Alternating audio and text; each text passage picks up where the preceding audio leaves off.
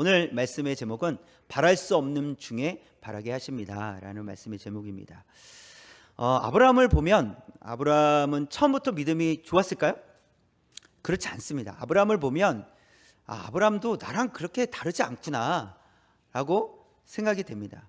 그러니까 아브라함도 조금씩 성숙의 과정을 통해서 그리고 믿음이 성숙해져 간 것이지 처음부터 믿음이 좋아가지고 처음부터 믿음이 좋은 대로 살아간 것이 아니었다라는 거예요.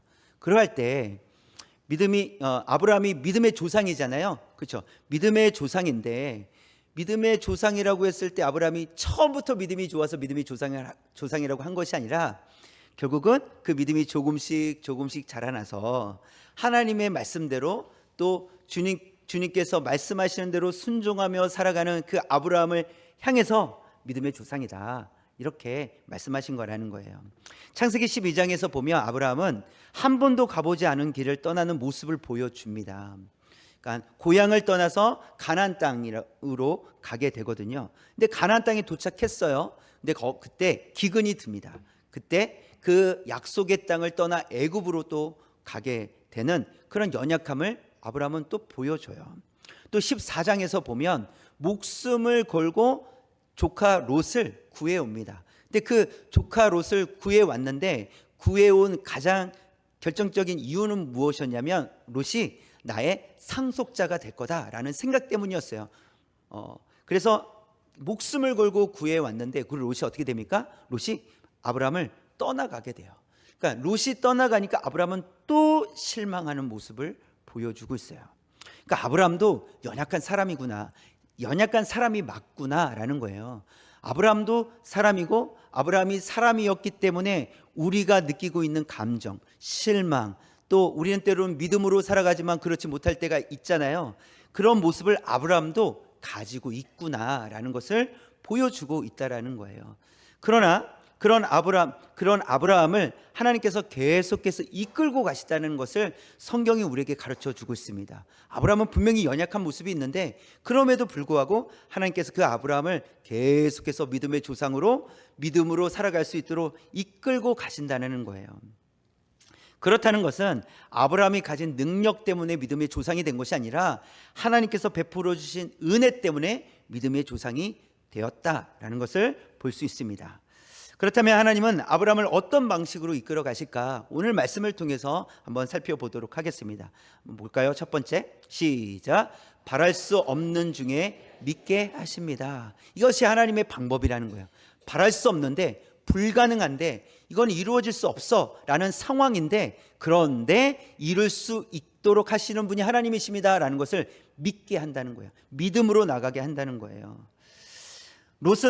롯이 떠나자 아브라함은 실망을 합니다. 2절 말씀 볼까요? 2절 붉은 글씨만 시작. 나는 자식이 없사오니 나의 상속자는 이 다메섹 사람 엘리에셀이니이다.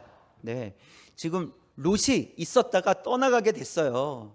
그러니까 이제 아브라함은 자식이 없으니까 내 상속자가 누구지? 라고 했을 때 그럼 내 몸종 어렸을 때부터 길려온 그 남자 종인 엘리에셀을 내 상속자로 삼겠습니다. 하나님, 자식이 없잖아요 하나님. 이렇게 이제 이야기하고 있는 거예요.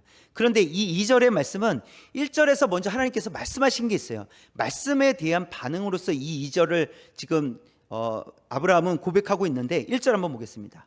1절 처음부터 시작. 이후에 여호와의 말씀이 환상 중에 아브라함에게 임하여 이르시되 아브라함아 두려워하지 말라. 나는 내 방패요 너의 지극히 큰 상급이니라. 보세요. 1절에서 하나님께서 말씀하시는 것은 내가 너의 방패다, 너의 구원이다, 걱정하지 말아라 라고 하나님께서 말씀하셨다고요. 그런데 2절에서 아브라함의 반응은 하나님께서 저를 보호해 주시고 있는 건 맞긴 한데요, 저는 자식이 없어요, 이렇게 얘기하는 거예요. 그러니까 뭔가 실망스러움을 계속해서 이야기하고 있는 거예요. 아브라함의 관심은 자녀, 상속자였단 말이에요. 그런데 그 상속자에 대해서 하나님께서 해결해 주시지 않으시니까 아브라함은 계속해서 그것을 이야기하고 있는 거예요. 그런데 이제 이런 아브라함의 태도는 좀 어떤 모습으로 우리가 생각할 수 있냐면, 우리가 이런 거예요. 하나님은 구원이십니다. 하나님은 사랑이십니다. 맞습니다, 하나님. 라고 우리는 입술로 고백하는데 한켠에서 또 뭐라고 우리가 이야기를 하는 거냐면, 그런데 하나님 왜 이건 해결해 주시지 않으신가요? 이렇게 말하는 거예요. 이것과 똑같은 거예요. 하나님은 살아계십니다. 맞습니다, 하나님. 하나님 살아계시는 건 맞는데요, 하나님 이 일은 왜 해결해 주시지 않으십니까? 라고 얘기하는 거예요. 뭔가 이상하죠? 그렇죠? 하나님을 믿는다고 얘기하면서 불신의 마음을 또 얘기한다라는 거예요. 두 마음을 품고 있다라는 것이죠. 지금 아브라함의 모습은 지금 이런 모습이라는 거예요. 하나님 구원이십니다. 방패가 되신다고 하나님께서 말씀해 주시는데, 그런데 아브라함이 이렇게 얘기하는 거예요. 저는 자식이 없습니다. 이 일을 왜 해결해 주시지 않으십니까? 라고 그렇게 말하고 있는 거예요. 그래도 아브라함은 여기까지 온 것은 하나님의 약속 때문이었거든요. 아브라함이 지금 고향을 떠나왔잖아요. 그렇죠? 고향을 떠나와서 한 번도 가보지 않은 가나안 땅이라는 곳에 아브라함은 가게 되었어요. 그것은 하나님의 약속을 믿고 간 것이거든요. 그래서 하나님의 약속을 따라 그 고향을 떠나갔고, 결국 그 고향을 떠났다는 것은 나그네 인생을 살겠다라는 것이었어요. 그렇죠? 나그네 인생을 살겠다는 것이었고, 또 안정이 보장되지 않을지라도 하나님의 약속의 말씀을 믿고 따라가겠습니다 라는 결단을 하고 지금 아브라함은 떠나온 것이거든요. 그래서 하나님의 약속을 따라온 것인데 지금 아브라함의 반응이 이런 거예요. 그런데요, 하나님 이뤄주시지 않으시네요 라고 그렇게 이야기하고 있다는 것이죠. 하나님의 약속은 무엇이냐면, 내가 땅을 주겠다, 이 약속을 하셨어요. 세 가지. 하나님께서 이 땅을 주겠다 이렇게 약속하셨고, 또 한 가지는 큰 민족을 이루게 하겠다. 근데 누구를 통해서요? 자녀를, 후손을 통해서 큰 민족을 이루게 하겠다. 그리고 마지막 한 가지는 너가 복이 되게 하겠다, 이렇게 말씀하세요.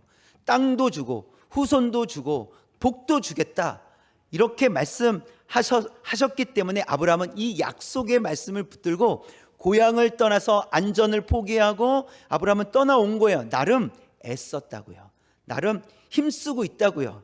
그래서 살아보겠다고 기근을 피해 도망치기도 하고 떠나보기도 하고 목숨을 걸고 롯을 찾아오기도 했다고요. 이것이 나름 아브라함이 할 수 있었던 일이었어요.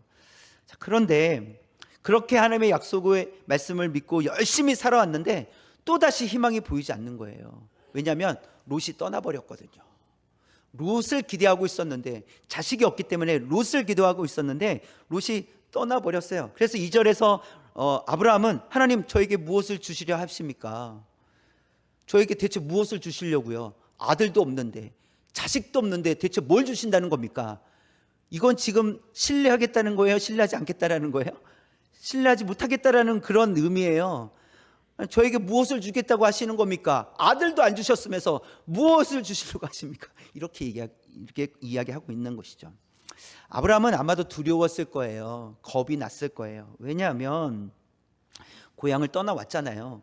홀로잖아요. 아내와 자신 홀로잖아요. 조카 롯이 있었지만 떠나갔잖아요. 그러면 아브라함이 자식 없이 죽으면 대가 끊어지는 거거든요. 거기서 끝나는 거예요. 아마 아브라함은 그래서 그런 두려움이 있었을 거예요. 여기서 끝인데, 내가 이렇게 조금만 몇 년만 더 지나면 이젠 도저히 늙어서 뭘 할 수 없는데 끝이 날 텐데 라고 그렇게 생각했을 거라는 거예요. 그래서 그런 두려움 때문에 더욱더, 그런 두려움에서 오는 불신 때문에 하나님 저에게 무엇을 주려고 하십니까? 아들도 안 주셨잖아요. 이걸 해결해 주시지 않았는데 뭘 주시겠다는 것입니까? 라고 그렇게 이야기하고 있다는 것이죠. 그래서 지금 아브라함의 상태는 어떤 상태냐면, 바랄 수 있는 것을 상실한 상태예요. 더 이상 바랄 수 없는 상태가 돼버린 거예요.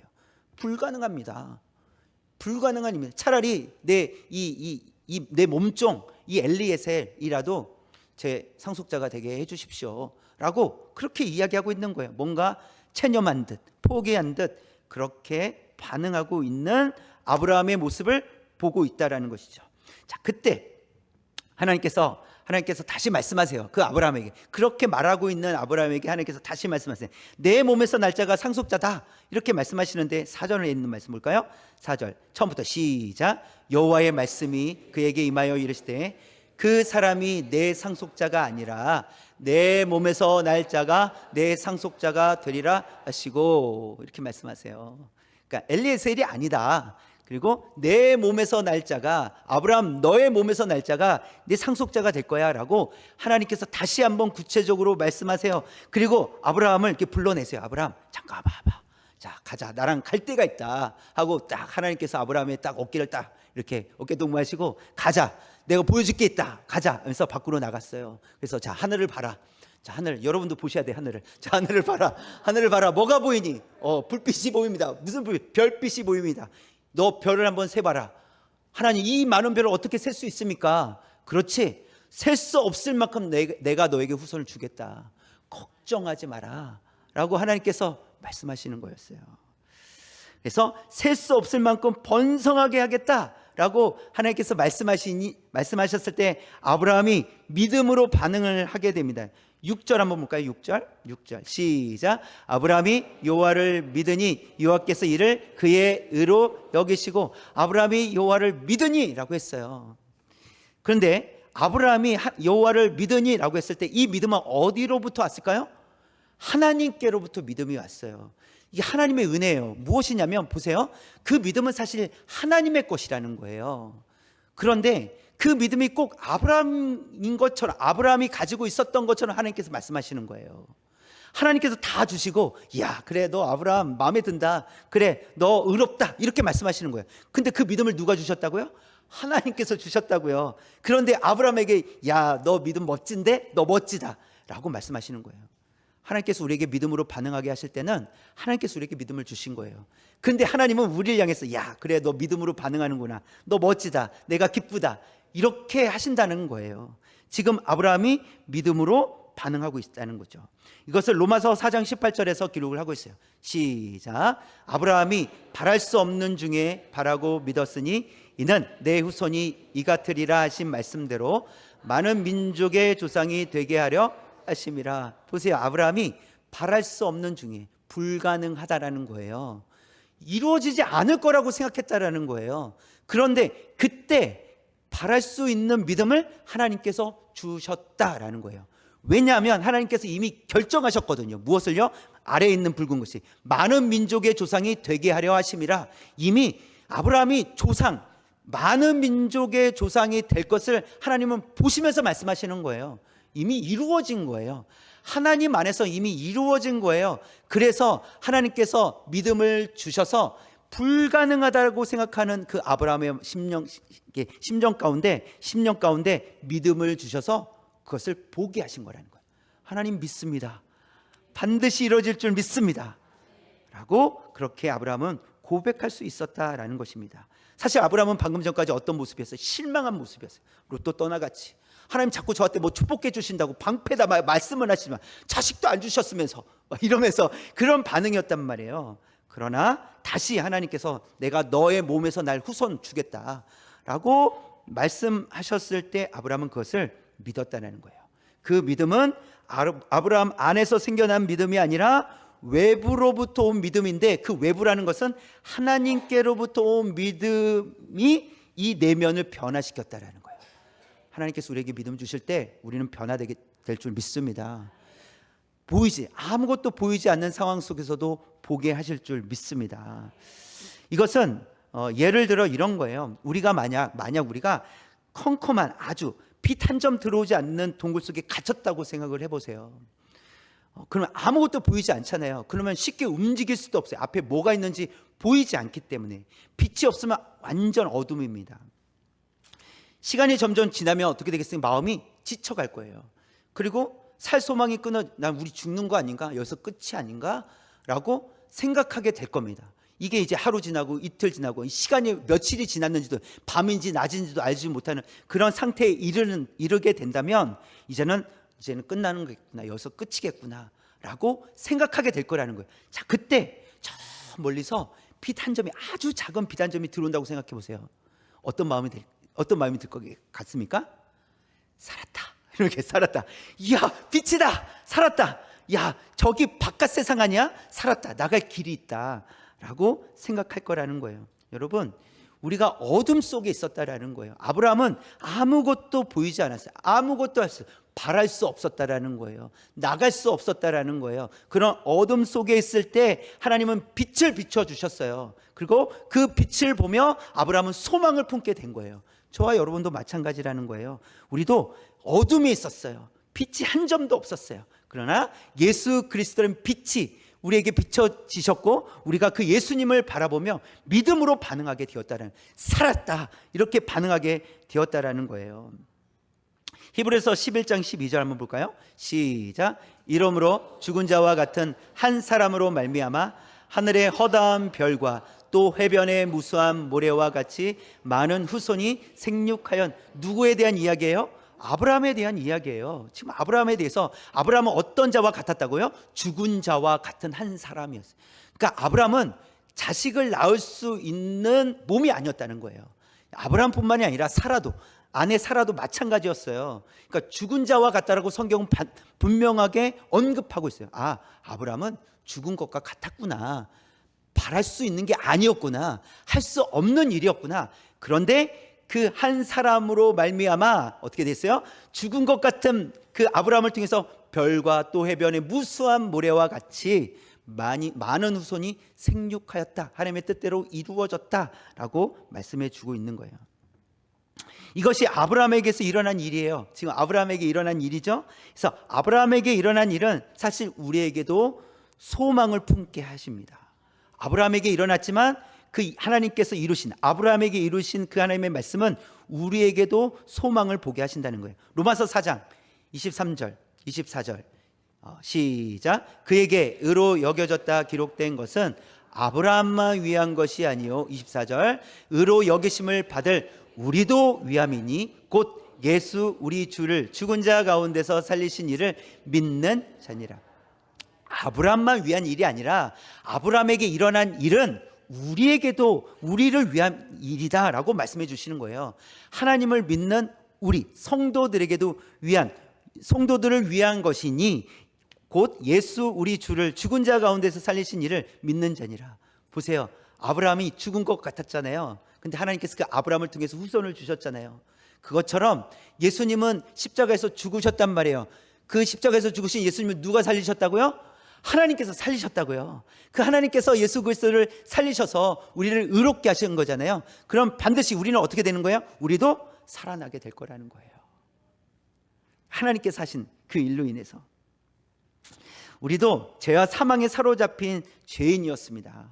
하나님의 은혜와 예수 그리스도의 사랑으로 죄의 사함을 받고 의롭게 된 거예요.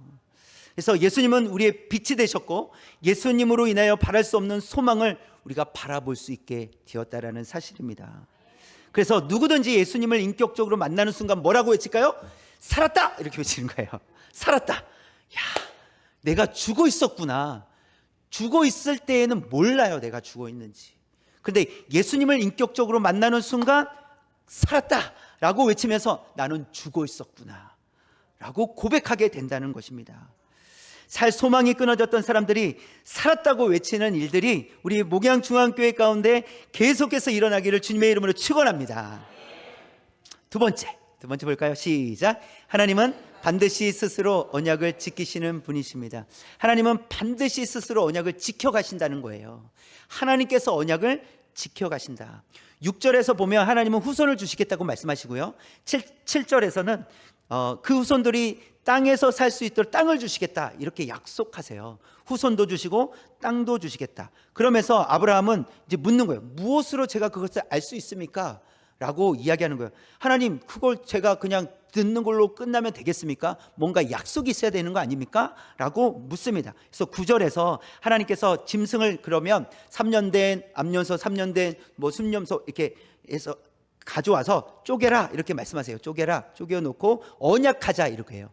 짐승을 쪼개어 언약하자, 약속하자 이렇게 말씀하시는 거거든요. 그런데 짐승을 쪼개어 언약한다라는 것은 당시에 보면 짐승을 쪼개어 언약한다는 것은 언약을 지키지 않으면 짐승이 쪼개진 것처럼 목숨으로 대신해야 된다 이런 의미가 있는 거예요.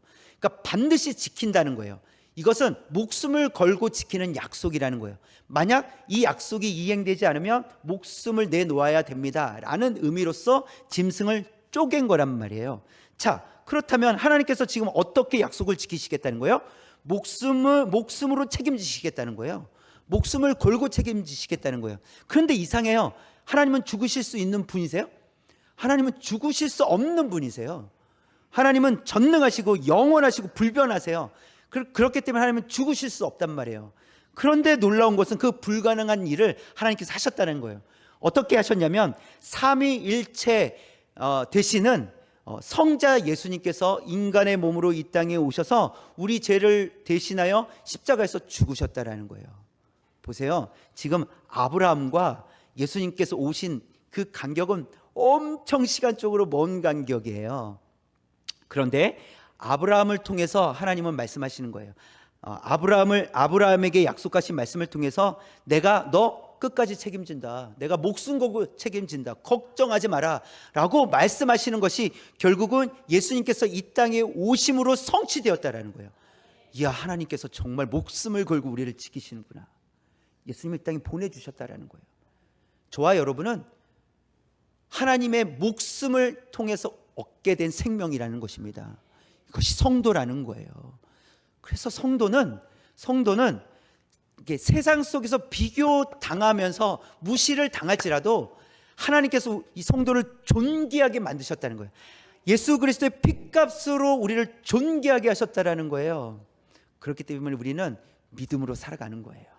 세상 속에서 핍박받고 세상 속에서 치인다 할지라도 세상은 그럴 수밖에 없지만 우리는 하나님께서 우리를 존귀하게 만들어 주셨사오니 우리가 존귀한 존재로서 믿음으로 살아가는 거예요. 하나님께서 우리를 그렇게 하나님의 자녀로 우리에게 은혜를 베풀어 주셨다는 사실입니다. 그래서 하나님은 이런 거예요. 목숨 걸고 내가 너를 지켜주겠다. 지금도 마찬가지입니다. 하나님 우리를 어떻게 지켜주실 것 같습니까? 내가 목숨을 걸고서라도 내가 너 지켜줄 테니까 걱정하지 마라 라고 말씀하시는 거예요. 그래서 하나님의 약속은 예수님께서 2000년 전에 오셔서 예수님께서 십자가상에서 말씀하셨어요. 다 이루었다. 완전히 이루셨어요. 예수님께서 이 땅에 오셔서 하나님의 약속을 온전히 이루셨다라는 것입니다. 그래서 구약의 말씀대로 예수님이 이 땅에 오셨고 죽으심으로 우리 죄가 사해졌고 부활하심을 통해서 우리가 의롭게 되었다라는 것입니다. 그리고 예수님은 지금 어디에 계세요? 하나님의 보좌 우편에 앉아 계세요. 하나님 보좌 우편에 계세요. 그러면서 예수님은 다시 오시겠다고 약속하셨어요. 예수님은 다시 오실까요? 안 오실까요? 근데 우리는 또 이렇게 생각할 수 있어요. 언제 오시냐고요? 언제 주님 오신다고 하면서 안 오시냐고요? 라고 하셨어요. 그런데 반드시 오신다고 하셨어요. 하나님의 약속은 반드시 이루어질 줄 믿습니다. 그래서 하나님의 약속대로, 예수님의 약속대로 반드시 오실 것을 믿고 기다리는 그런 저와 여러분 되시기를 주님의 이름으로 축원합니다. 자, 그러면 세 번째, 그럼 우리는 어떻게 살아야 될까라는 거예요. 어떻게 살아야 될까? 그러니까 바랄 수 없는 중에 우리에게 믿음을 주셨어요. 그래서 믿음으로 살게 하셨단 말이에요. 또 하나님은 반드시 스스로 약속을 지키시는 분이시라는 거예요. 그렇다면 우리는 또 어떻게 살아야 될까 하는 거예요. 그렇다면 첫 번째, 두 가지를 살펴볼 건데, 첫 번째는 말씀을 믿어야 한다는 거예요. 아브라함은 바랄 수 없는 상태였지만 하나님께서 하늘의 별을 보여주시면서 자, 믿니? 라고 했을 때 주님 믿습니다. 하나님 믿습니다.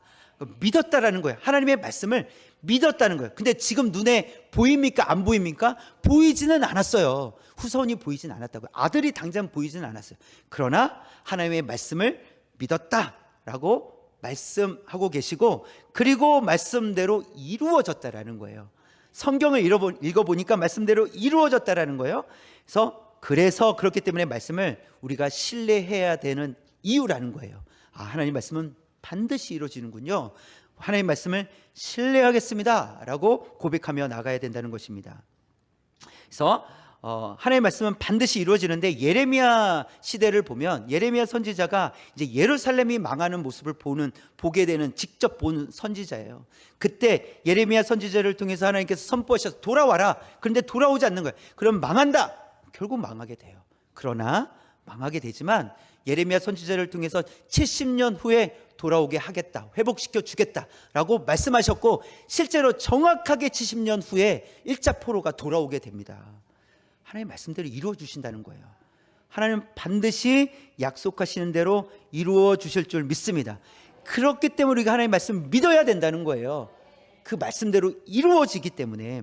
또한 예수님께서 죽은 나사로 4일이 지난 그 나사로의 무덤 앞에서 뭐라고 말씀하세요? 나사로야 나와라 라고 말씀하셨을 때 나사로가 살아서 나오게 돼요. 하나님의 말씀대로 죽은 자도 살아나게 될 줄 믿습니다. 사실 이 일은, 이것을 보여주시는 것은 이 죽음에서 이기게 하시는 분이 예수님이라는 사실을 우리에게 보여주시는 거예요. 그리고 그 예수님 우리가 믿음으로 말미암아 우리가 죽어도 살겠다라는 거예요. 이 메시지를 우리에게 주시는 거예요. 아, 예수님은 살리시는구나. 예수님을 믿는 우리는 살아나겠구나. 그래서 예수님께서 이렇게 말씀하세요. 요한복음 11장 25절 26절 붉은 글씨만 시작. 나를 믿는 자는 죽어도 살겠고 무릇 살아서 나를 믿는 자는 영원히 죽지 아니하리니. 예수님을 믿으면 죽어도 살겠고 또 살아있으면 영원히 죽지 않는다. 그렇게 말씀하시는 거예요. 그럼 믿으십니까? 우리가 예수님을 믿으면 죽어도 살게 될 줄 믿습니다. 이게 하나님의 약속의 말씀이라는 거예요. 그 약속의 말씀을 우리가 믿을 때 우리가 담대하게 살아갈 수 있다라는 것이죠. 그러면서 사도행전 1장 11절에서 다시 오실 예수님에 대해서 기록을 하고 있어요. 시작. 너희 가운데에서 하늘로 올려지신 이 예수는 하늘로 가심을 본 그대로 오시리라. 아멘. 예수님께서 다시 오신다고 약속하셨습니다.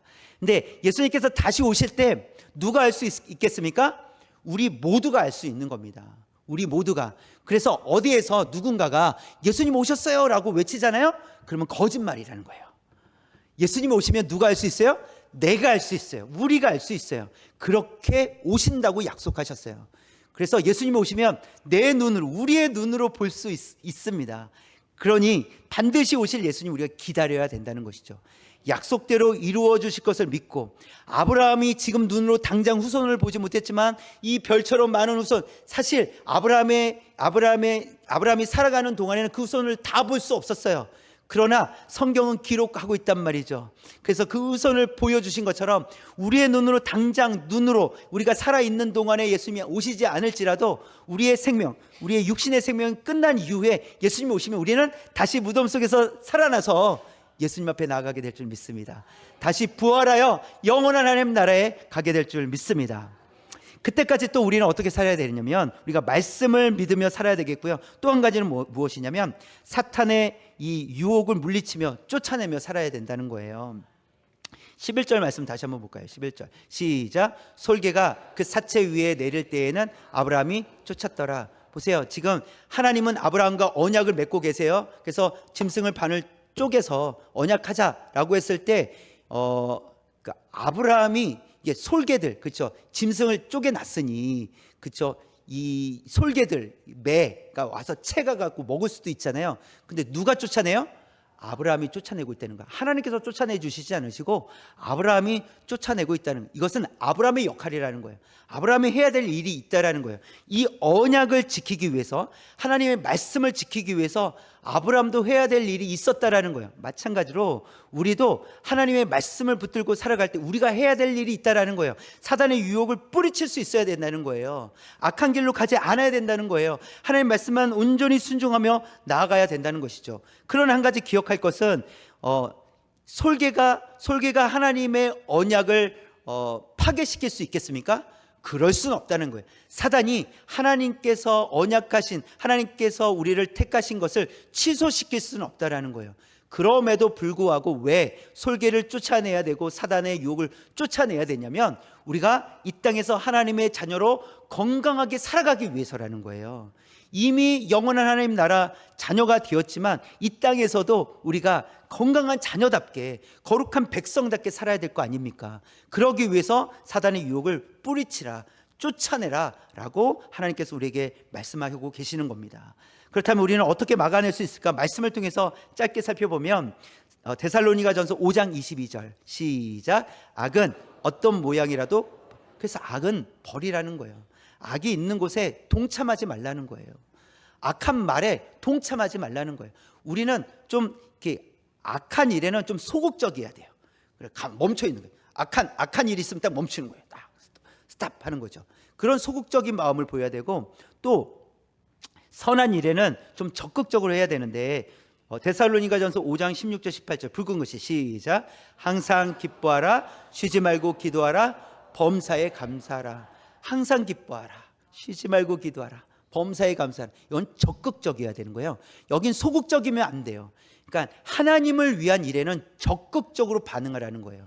근데 악에 대한 것은 소극적이어야 된다는 거예요. 멈춰서야 된다는 것이죠. 그런데 이게 소극적인, 그러니까 멈춰서는 것보다 더 좋은 방법은 적극적으로 항상 기뻐하고 적극적으로 쉬지 말고 기도하고 적극적으로 범사에 감사할 때 악의 모양이라도 우리가 따라가지 않는다는 것입니다. 그래서 우리는 항상 기뻐하고 기도하고 감사할 수 있는 성도가 되어야 하겠습니다. 마지막 한 가지 더 보면 누가복음 21장 36절 붉은 글씨만 시작. 항상 기도하며 깨어있으라. 여기서 말씀하시고 싶은 것은 깨어있으라는 거예요. 깨어있으라. 그래서 하나님, 그러니까 잠들지 마라. 영적으로 잠들지 말고 영적으로 깨어있어라. 항상 사단의 이 공격을 대비해라. 이런 거예요. 근데 무엇을 해요? 기도하며 라고 했어요. 이 기도는 결국 말씀과 연관이 돼요. 그러니까 말씀과 기도로 깨어있으라 라고 우리에게 말씀해 주고 있습니다. 우리는 바랄 수 없는 중에 믿게 된 사람들이 되었어요. 하나님께서 주신 믿음으로. 그리고 우리는 할 수 없는 일을 하나님께서 신실하게 그 약속들을 하나님께서 이루어 가시는 줄 믿습니다. 우리는 그 일은 할 수 없지만 우리가 해야 될 일이 있다는 거예요. 하나님의 말씀을 신뢰하며 하나님의 말씀을 믿으며 사는 거예요. 또 한 가지는 사단의 유혹을 쫓아내며 살아가야 된다는 거예요. 그러니까 주님만 온전히 바라볼 수 있도록 주님 앞에 나아갈 수 있도록 그렇게 살아가시는 저와 여러분 되시기를 주님의 이름으로 축원합니다. 기도하겠습니다.